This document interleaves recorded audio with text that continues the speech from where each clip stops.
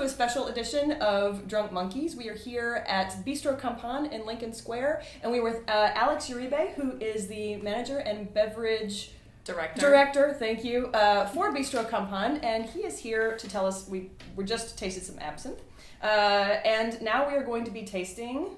Green Chartreuse. Green Chartreuse. Classic French liqueur. Excellent. Beautiful old school elixir, kind of the like quintessential spirit made by monks. The Carthusian monks in the French Alps have been producing some form of this since the 1600s. Oh, wow. And it supposedly was an elixir to prolong life. A lot of like alchemists were kind of messing around with things like that. And this passed from hand to hand and generation to generation. And the legend goes that still to this day, only 3 monks, each knowing only a third of the recipe and process, produce the green chartreuse. Wow. And you're probably familiar with the slightly younger chartreuse that you'll see on a lot of the cool bars these days. But this is the VEP, which I'm not going to even try to translate that or pronounce it in French. Just try. But it... Just try. All right, let's see. Vieillissement exceptionnellement prolongue, which means exceptionally prolonged aging. Of your life or of the beverage? Of the beverage, okay. And hopefully of your life. It really is supposedly a great, at least for anything digestive, qualities. It helps cure what ails you. Wow. So, yeah. We're gonna live forever. Yeah, seriously. Just keep drinking. My first question, yeah, right? My first question is, so the color chartreuse is green. Yes. So this is green chartreuse, which is like green. Pretty much. The color chartreuse was actually named after the spirit. Oh, really? I did not know that. I was not aware of that either. We are learning so much today. And saving lives. We are saving lives. With liquor. And prolonging them. And prolonging those So there's also, you said the younger aged chartreuse is like the yellow chartreuse, right? Well, you'll also get a green chartreuse as well as the yellow, probably retailing between like $50 and $60. This guy also comes in a yellow. The yellow is always slightly younger than the green, but that being said, green is the classic, the chartreuse that everyone thinks of. Has a bit of a more pronounced flavor than the yellow does. And that's the major difference. That is the major difference, yeah. And then this one retails at about $150 to $160. Whoa. But you get a high sweet class box. We're living high on the hog today, and that is a lovely box. Sorry. Reset. So what are the flavors of a chartreuse? What are the herbs that are used? Well, it's really hard to say for sure. They're claimed to be about 130 different herbs, botanicals, barks, and roots that go into the process, but none of them that they're claiming. But if you really kind of sit, drink, and dissect, you get hints of cardamom, coriander, the big 3 C's, caraway as well. It opens your sinuses right up. up. It does, Oh. You get a little star anise. Ooh. There may or may not be wormwood, the main ingredient in absinthe, in this as well. That smells real nice. Yeah, oh my gosh. Really has a savory quality to it. It does. It looks like olive oil to me. It has a very kind of a viscous quality to it. Yeah, and it does have that, it clings to the sides of the glass. That's probably from the residual sugar, though, right? Yeah, definitely. Oh my of course. Gosh. I knew that too. But I was thinking, if it is oilier, because I actually don't know if something is a little bit oilier, does that also cling to the sides of the glass, or is it? I mean, yeah, that'll definitely help as well. And so with all the botanicals they're using, I'm sure a lot of the oils are remaining post distillation. Is it weird to say I want to use this as a perfume? No, that's not weird. It'd be weird if you didn't want to. Just all right. take the bottle and Yeah, yeah. I mean, it would be expensive perfume, but I guess that's how perfume, you get more for your money, actually, than perfume. Oh my gosh, anyway, it smells like I could just smell this all day afternoon. Yeah. Me too. Shall we try? Is there more that we need to know before we dive into the sipping of it? No, just that monks are awesome and that they've been bringing us great things like Trappist beers, green chartreuse. Yeah.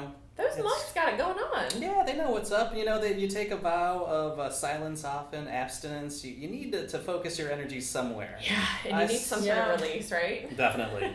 So, alcohol. So there's 130 different herbs in it. Is each monk responsible for like 40? See, that's the question. Like, you know, they're not talking, and that's the problem. Is like, you know, you get... Each one has a third. Was it a third of the recipe? Is it a third of the process? You know, I don't really know how it breaks itself down. And this might all be old school and now just a marketing ploy. I mean, there is a distillery located near the original monastery, but it's no longer actually made on the monastery grounds. Oh, I see. So a lot of this might just be great PR. Yeah. But that being said, the fact that this has been around in one form or another since 1605 is, you know... Someone's not talking. I'm about to drink some history. No, I do. I love that. You want to try it? Cheers. Cheers. Thank you.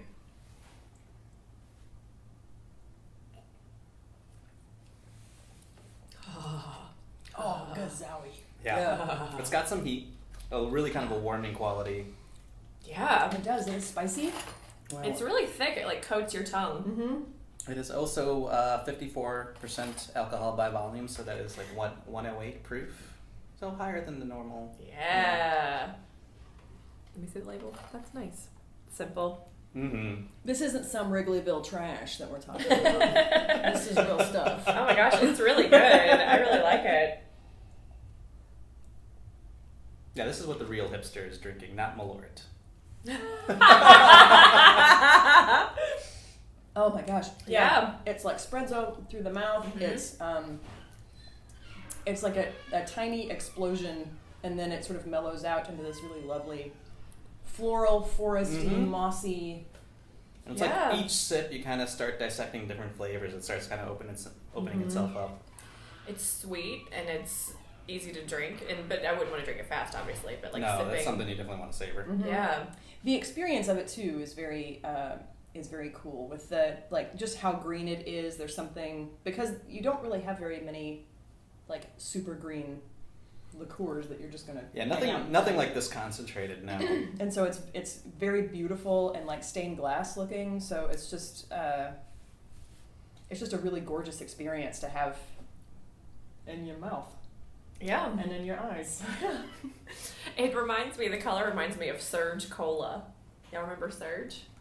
I don't remember Surge, no. The only reason I drank it was because it was this really weird green color. I didn't really like it. Was it like the inexpensive Mountain Dew? No, it was like a full-out Coke product, and it was like Surge, and it was, maybe it was there because Mountain Dew's Pepsi. So, but it was, I don't know, it was like green and weird, and everybody hated it, but I always drank it. So it's going to make me want to drink it because of the color. Mm-hmm. Not just because of the color, because of the flavor, too. It's really lovely. So you would drink this, this during is definitely, a meal? Yeah, this is definitely something I would drink probably after a meal, just to, meal. Kind of skip the cognac or the whiskey and just go for your Chartreuse. Now, I have ordered this here before, and she brought over like a cup of hot water, and then set the snifter.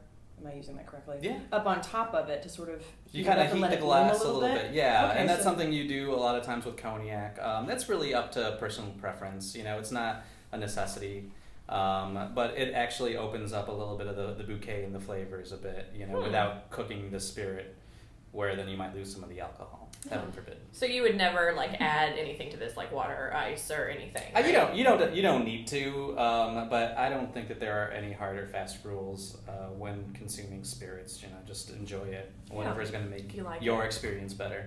Is this ever incorporated into a cocktail? Oh yeah, there are several old school cocktails that call for green Chartreuse. Off the top of my head, I'm totally blanking. I love that one. That's my favorite. Totally blanking. Yeah. I it's remember just one of those. green Chartreuse and Everclear. Right. Yeah, no, that's great. I would definitely drink this again, and absolutely, it's lovely that you shared it with us today. That was my pleasure. Yeah. Any excuse to drink.